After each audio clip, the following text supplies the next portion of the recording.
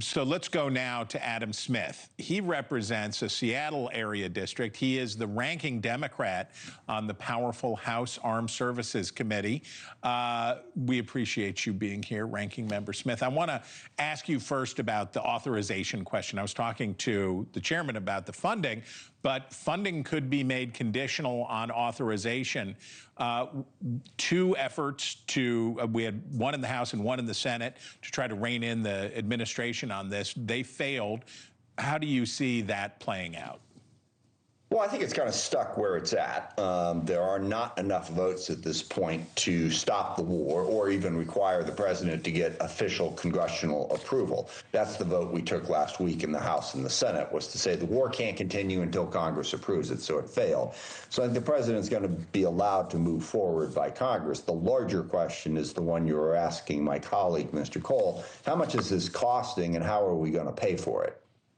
So if you use the power of the purse, though, to rein in the administration, which seems to be the Article 1 way of doing things, that risks the perception that those who are opposing the funding are abandoning the troops in the line of fire. What do you say to Democrats like Alyssa Slotkin, Democrat from Michigan, who express openness to a supplemental, saying her quote was, "We're in it," basically saying we can't cut off funding while the war is going on.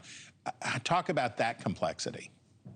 Well, it's very interesting because I've actually Mr. Cole and I have both been in Congress throughout all of this, you know, the Iraq War, Afghanistan, Libya, a lot of different pieces. And there was a consensus, by the way, driven by Donald Trump as much as anybody, that there were a lot of mistakes made in all of that, that basically we were in wars for too long. We relied too much on the military. We saw a problem, whether it was with Gaddafi or Hussein or the Taliban or whoever, and we too quickly went to a military solution that wound up being vastly more costly and lengthy than anybody anticipated and didn't necessarily produce the result that we wanted. So you go back through that. How? Why? Why did we wind up doing that for so long? And there's a lot of arguments, including the one you just made. Well, gosh, we're at war. You can't cut off funding because the troops need it. Then there was the Afghanistan problem, which was sort of the in for a penny, in for a pound thing. We started the war. We need to stick it out and fix it.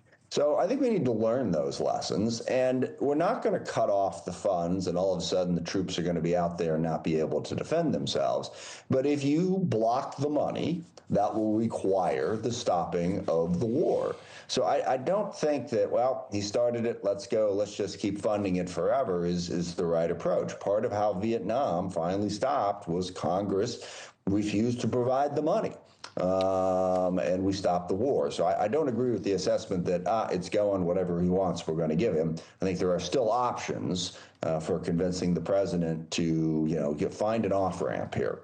Now, I'm not going to ask you to be an analyst. I don't want you to be the Republican whip, but I do want you to tell me there were a couple votes, Rand Paul, Thomas Massie. There are those voices in the Republican conference and in both houses that want congressional authorization.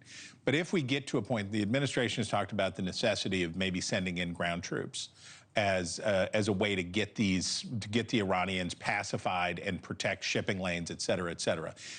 Do you think, based on your years of experience, that might be enough to draw Republicans in on a authorization resolution? Yeah, you'd think, but one thing we've learned over the course of the last year plus is that Republicans in Congress will complain a lot about a variety of different policies that the president has put forward, but thus far, they'll rubber stamp whatever he asks for. So I would hope that if we crept towards putting in ground troops that would change that, but it's not where I'd put my money. I'd bet that President Trump would be able to talk them into doing that. That, by the way, is another example of why engaging in regime change operations is so problematic. It never goes as easily as you thought, and then it's like, okay, do we escalate in order to accomplish the goal? And I am more worried today than I was even 2-3 days ago that President Trump might do just that with ground troops in order to make sure that he gets the outcome that he thinks he wants. Thank you for watching. Subscribe below and download our NewsNation app right now on your phone, and you will get fact-based, unbiased news for all Americans.